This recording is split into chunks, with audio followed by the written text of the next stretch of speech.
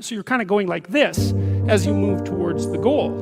But a huge part of the reason that people fail is because they don't ever set up the criteria for success. And so since success is a very narrow line and very unlikely, the probability that you're going to stumble on it randomly is 0. And so there's a proposition here, and the proposition is, if you actually want something, you can have it.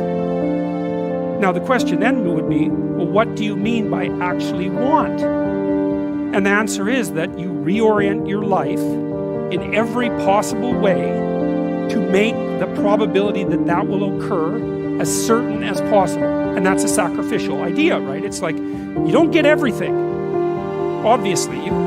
But maybe you can have what you need. And maybe all you have to do to get it is ask. But the asking isn't a whim or today's wish. It's like, you have to be deadly serious about it. You have to think, okay, like, I'm taking stock of myself.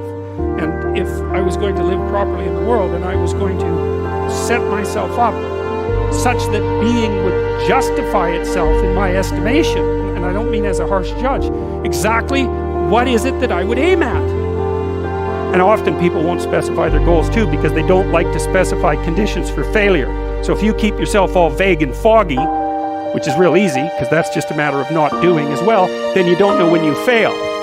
And people might say, well, I really don't want to know when I fail because that's painful. So I'll keep myself blind about when I fail. That's fine, except you'll fail all the time then. You just won't know it until you've failed so badly that you're done.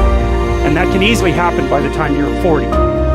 So I would recommend that you don't let that happen. So that's willful blindness, right? You could have known, but you chose not to. Okay, so once you get your goal structure set up, you think, okay, if I can have this life, looks like that might be worth living, despite the fact that it's going to be, anxiety-provoking and threatening, and there's going to be some suffering and loss involved in all of that. Obviously, the goal is to have a vision for your life such that, all things considered, that justifies your effort. Okay, so then what do you do? Well, then you turn down to the micro routines. It's like, okay, well, this is what I'm aiming for.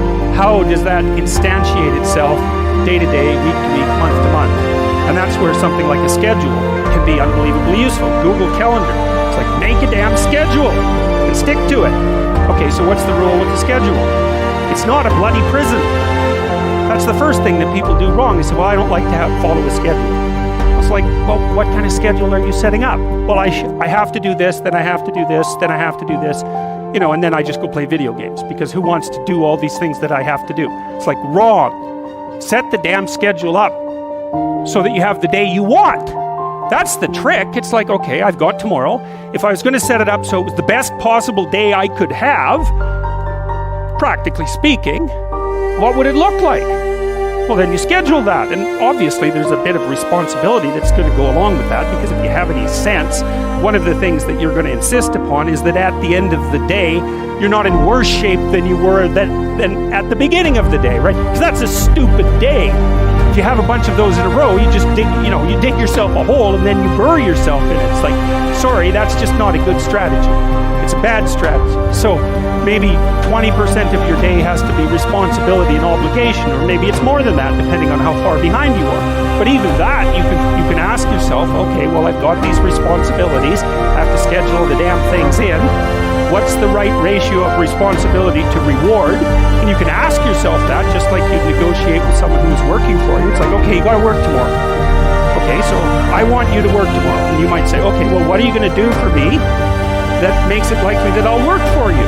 Well, you can ask yourself that, Maybe you do an hour of responsibility and then you play a video game for 15 minutes. I don't know, whatever turns your crank, man. But, you have to negotiate with yourself and not tyrannize yourself. Like you're negotiating with someone that you care for, that you would like to be productive and have a good life. And that's how you make the schedule. It's like, and then you look at the day and you think, well, if I had that day, that'd be good. Great. And you're useless and horrible, so you'll probably only hit it with about 70% accuracy, but that beats the hell out of 0, right? And if you hit it even with 50% accuracy, another rule is, well, aim for 51% the next week, or 50.5% for God's sake, or because you're going to hit that position where things start to loop back positively and spiral you upward.